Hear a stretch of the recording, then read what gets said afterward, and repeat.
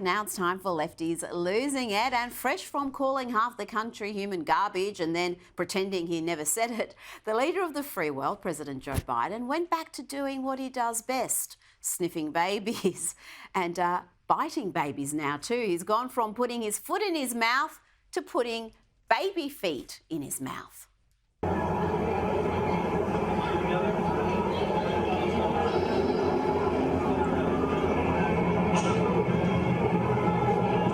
He's putting the whole thing in his mouth multiple times, my gosh. And he wasn't done yet. He spotted another baby.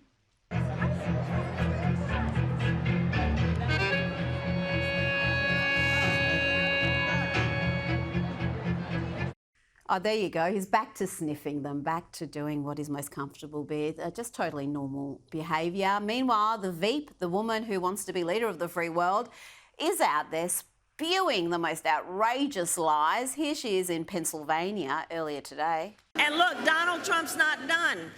He would ban abortion nationwide. Yes, even here in Pennsylvania, if he were successful.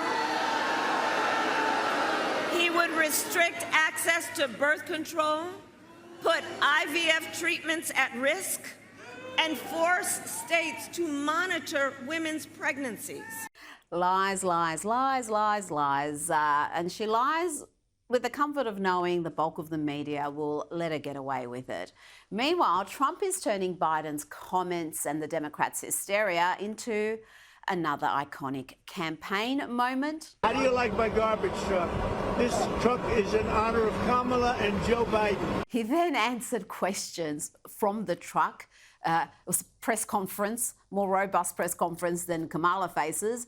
And then he said this to a rally at Wisconsin today. 250 million Americans are not garbage. Let's do more Lefties losing it with my next guest, Sky News contributor Kosha Gator. Kosha, let's have a look at some of the absurd lengths the media has gone to in order to excuse or try to cover up Joe Biden's comments calling half the country garbage. Here is CNN blaming a stutter. Joe Biden has never been a big arena speaker. He's never been the most fluid speaker. And by the way, as someone who had a stutter growing up, it's very obvious to me that there's an apostrophe at the end of supporters there. He was referring to the garbage spewed by supporters, not simply the supporters themselves. It was a stutter. He's not good with words, really. And not to be outdone, we had this from the ladies of The View. Here is Whoopi Goldberg, who seems to be in a permanent state of hysteria nowadays. I don't understand why all the pearl clutching over Biden's statement, why they all have a problem with what Biden said. When what this other guy has said, J.D. Vance? No, the comedian. I'm going to watch the clip. Man whose name she doesn't We're like a garbage can. You know, it's the first time I've ever said that. We're like a garbage can. We're like a garbage can. It's like we're a giant garbage can. Yeah. So he's talking about country. The country. The entire American Garbage can. population. He's talking about the country, the entire population. That's what they're claiming, Kosha. Wasn't he talking about the fact that unchecked illegal immigration has seen thousands of criminals flood the country and treat the country like a garbage can? Isn't that kind of a fairly important context to add there? Absolutely. But honestly, with the ladies of The View, I don't know if they genuinely understood that or don't understand it, but the American people understand it. This is why immigration is a top 2 issue. And everybody sees the numbers, everybody sees the very tragic, sad anecdotes, and everybody knows what it means. The mental gymnastics that they and the other guy on CNN are going through to try and describe this is really, it's funny, I think, because of what happened 48 hours before, where they were making a big deal out of trash, and then literally the same thing happened. But Kamala's come out and disowned it now. She's, Now. I think, realised no amount of media cover is going to limit the damage. Yep. So she's distanced herself. Is Joe Biden doing this on purpose? Is he trying to hurt the Harris campaign? This is a question. Who knows what's in his mind? You know, it could be sabotage. It could be letting the mask slip, which is what the other side is making hay of. You know, we started with the basket of deplorables, which was an inflection point in Hillary's campaign, to fascists and garbage. And maybe there is some real belief there as well. Well, this is what I just don't understand, how anybody could question that this is how Democrats and the left see Republicans see Trump supporters? Because we just heard days of them characterising people who attended the rally at Madison Square Garden as being fascist, being supporting some sort of a Nazi rally.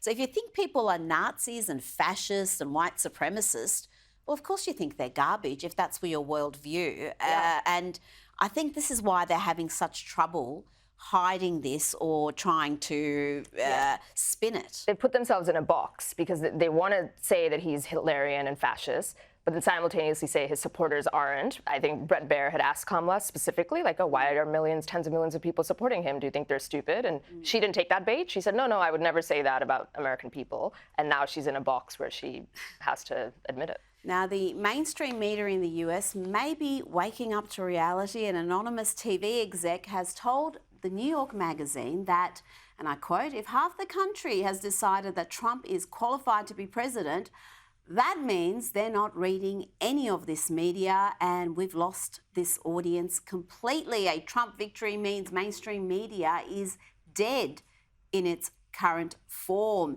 Now, this was actually, Kosha, part of a piece that was lamenting the leftist media's declining influence in American politics. It was a pretty terrible piece, if you ask me, but that bit of insight was very good indeed. And it's accurate because people have lost faith in the media. And there's surveys that show that trust in the media in the US is at historic lows. Only 1 in 10 Republicans have any faith in the mainstream media. And a really tiny number, less than 3 in 10, independents. And I think that's what's really hurting the Democrats. Yes, the surveys are there. I think it's lower than Congress, their approval rating people talk about, which tells you something. He is right in that insight, but it came so late, like 2 decades so late for him to say that, and he has to hide behind anonymity. So whoever this person is, I kind of feel bad for the guy that he can't come out and put his name on it. I think there's a little bit of a preference cascade happening in this election with people who never would have openly supported Trump, high-profile people doing so. And when we saw Jeff Bezos and the Washington Post come out and do that, and the LA Times and USA Today, it's giving permission, maybe anonymously to some of them, but it's giving them permission to come and face the music because he's right. You can't really run a business if half the country is completely against what you're selling. At least half the country, but the realisation seems to be fairly shallow because they just realise, yeah, we have a problem. They don't understand why. They don't understand why they're so disconnected from half the country, why they're so desperately out of touch and almost proudly out of touch with much of the country. Now, let's have a look at this ad from Robert F. Kennedy's team. This is in response to Kamala Harris's campaign to drum up more support among male voters. Dear Kamala Harris, let's get one thing crystal clear. The vast majority of American men have no issue with electing a female president. Our issue lies solely with you. You were second in charge of California for 13 years. As California's Attorney General, Harris promoted enforcement of a law that allowed prosecutors to seek jail time for parents of truant kids. I opened the door and I see at least 7 or 8 cops wanted to arrest me. As a matter of fact, they did. They went over there and I said, when you go over there, look really mean. She had me arrested and prosecuted because my handicapped daughter was sick in the hospital and had missed some days of school. I learned that with the swipe of my pen, I could charge someone with the lowest level offense. That person could be arrested. They could lose time from work and their family maybe lose their job. They'd have to come out of their own pocket to help hire a lawyer. They'd lose standing in their community. I lost my job and couldn't pay rent, and we got evicted. Weeks later, I could dismiss the charges, but their life would forever be changed. I became homeless. We had to move into a motel. All because of the swipe of my pen. I don't agree what Kamala Harris did to my mom, and I don't agree with what she's done to other parents as well. You were second in charge of the United States for 4 years. If anything, would you have done something differently than President Biden during the past 4 years? There is not a thing that comes to mind in terms of, and I've been a part of most of the decisions that have had impact. Kosher, that's a powerful ad. Her record as a prosecutor, her record as VP, as the borders are, all of it is working against her. And that was a real reminder of what happened in California, because the media is not telling us about it. Absolutely. It's a reminder, and it's probably even educational for so many people who don't know that much about her, because her strategy clearly has been to avoid it. And either first it was vibes, and then it was joy, and then it was Trump as Hitler.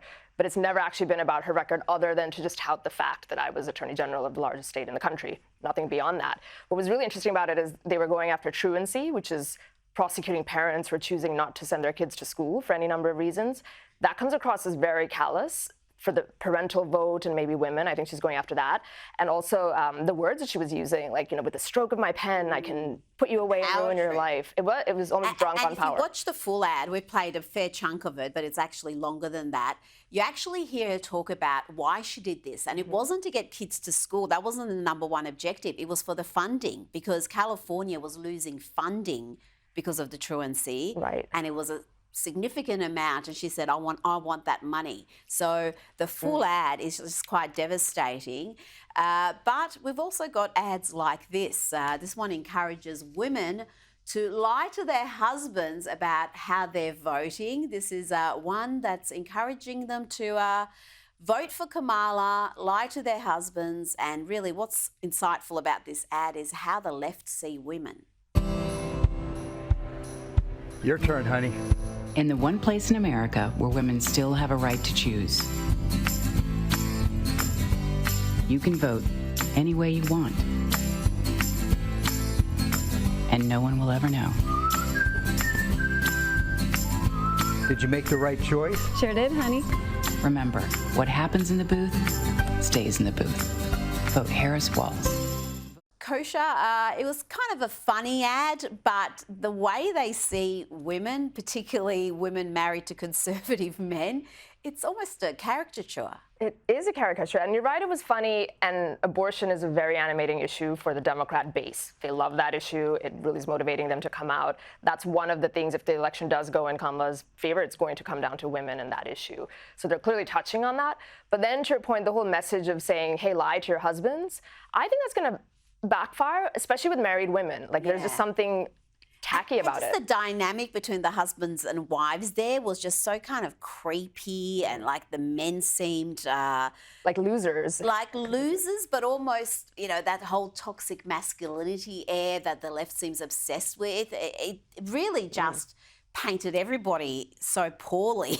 It's like, why would you want to identify with that? Well, that's not going to encourage you to change your behaviour. It's very negative. Overall, it just was a negative approach to family, to marriage, to women, to all of it. So I don't think it's going to work. It was a strange one. We've seen some strange ads in this campaign, but who knows? It may be effective. Kosher Gator, thank you so much for your time this evening.